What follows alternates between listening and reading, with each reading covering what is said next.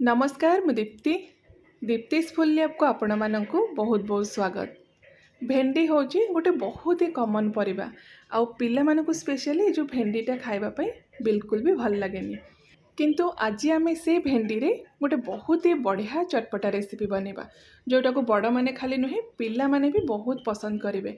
आईटा को आपण बड़ माने हो बा पिला मानकर लंच बॉक्स रे भी रुटी परोटा सहित खाइबापी दे पारिबे।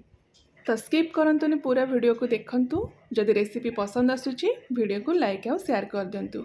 चैनल रे नुआ देखुथिले चैनल को सब्सक्राइब करिया पे बिल्कुल भी भूलिबेनी।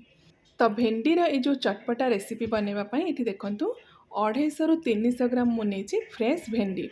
बेसी बड़ साइज रा आपण भेंडी नेबेनी, टिके मीडियम साइज नेबे आ जेमती भेंडीटा आपणकर नरम थिबो से भेंडी को यूज करिवे।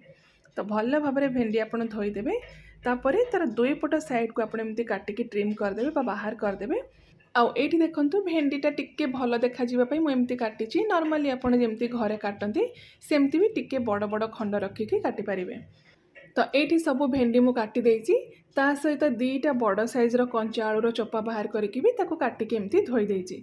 आलू भी सेम साइज आपण रखिबे जेमती भेंडी काटिथिले जो साइज रो सेही साइज रो बा आलूटाको टिके एमती मोटा खंड रखिकी आपण काटि देबे। आउ पिला मानको भी एमती आलू बिना कौन सी भजा बा तरकारी भल लगे से आलू आपड़ निश्चय ऐड करेंगे, तार टेस्ट भी बहुत बढ़िया आसब। तो एबे आम कौन करवा ना यहाँ साइड रखीदे। गोटे आम मसला प्रिपेयर करवा जोटा को आम ये जो रेसिपी ऐड करवा।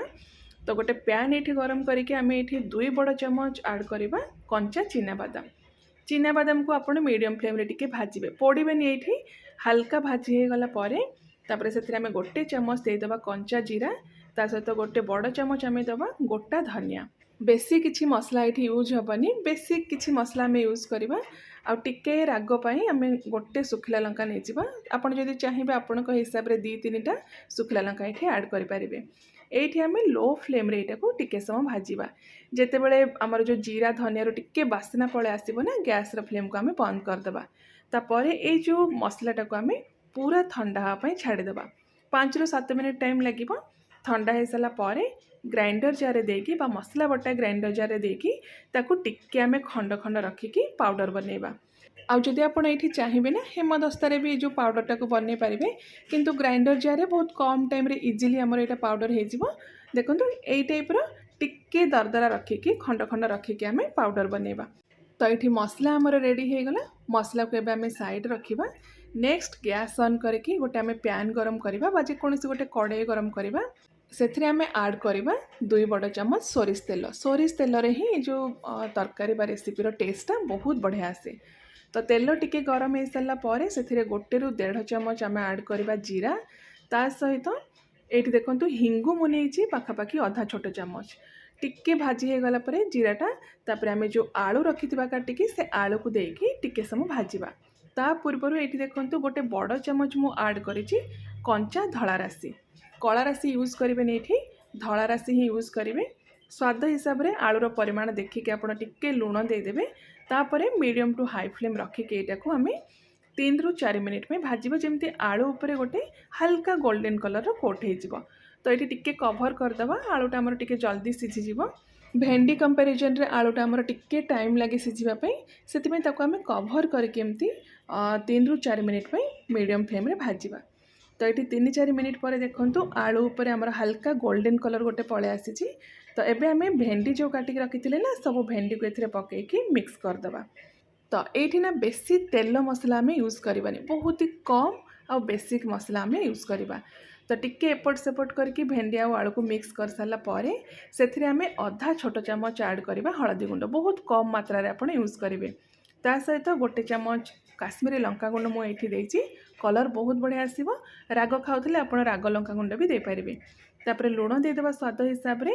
आठ देखु मेन इनग्रेडिएंट जोटा आमर चाट मसला, गोटे बड़ चमच चाट मसला आम एथे ऐड करवा। आउ लुणर परिमाण ना आप देखिकी देबे, कहीं आगुरी आम आलूरे भी लुण मिक्स करथिले, ता सहित भेंडी रे अलगा से मिक्स करथिले, चाट मसला रे भी आमर लुण थाए। तो भल भाव में मिक्स हो सारा पर सब जिनस ता ऊपर आम 3 ରୁ 4टा कंचा लंका एमती काटिकी देदेबा। तापर कभर करके मीडियम फ्लेम रे आम 4 ରୁ 5 मिनिट ये कुक करवा। मझिरे मझिरे एमती 2-2 मिनिट गैप रे भेंडी आ आलू को एमती चलैकी एटा को कुक करेंगे। तो जितेबाला 4-5 मिनिट हो भेंडी आउ आलूटा आपणकर पूरा बढ़िया से सीझीज तापर से जो मसला आम प्रिपेयर करथिले से मसला को एथिरे मिक्स करवा। आउ एठी गोटे कथा आपण ध्यान रखिए भेंडी को आपण ओभर कुक करेंगे टिके जमती नरम हो सेमती भाव में आप कुक करेंगे। तो से जो मसलार मुझे 2-3 चामच मिक्स करी जी आपको दरकार आपण टेस्ट हिसाब से आप ऐड करेंगे। और जब मसला आपंकर रही भी जाऊँगी ताको अलग जेकोसी रेसिपी आप ऐड करेंगे। तो लास्ट रे गोटे मीडियम साइज टमाटो को एमती रफली काटिकी आम पकईदेवा ता सहित अल्प किसी धनिया पत्र देकी भल भाव में सब जिनस को 1-1.5 मिनिट मीडियम फ्लेम रे एमती मिक्स करके कुक करवा। तो ये ना गोटे क्विक इंस्टेंट रेसिपी फटाफट आप को बनई पारे। पूर्व दिन राति जदि आप मसला को रेडी कर देथिबे ता सहित भेंडी आलू काटिकी रखी ना 15 मिनिट भितर रेसिपी पूरा रेडी हो। लंच बॉक्स रे आपण आराम से एटा को रोटी परोठा बा पूरी सहित खाइबा दे पारिबे। तो आशा करुच्ची रेसिपीटी पसंद आसथिबो समस्त को। यही प्रोसेस रे बनातु थरे भेंडी आलूटा केमती लागिला आपणकर मतामत भी मो सहित निश्चय शेयर करंतु। मु आउ थरे आपण मानक पई गोटे बहुत ही बढ़िया रेसिपी नहीं आसबि। Till then take care and bye bye.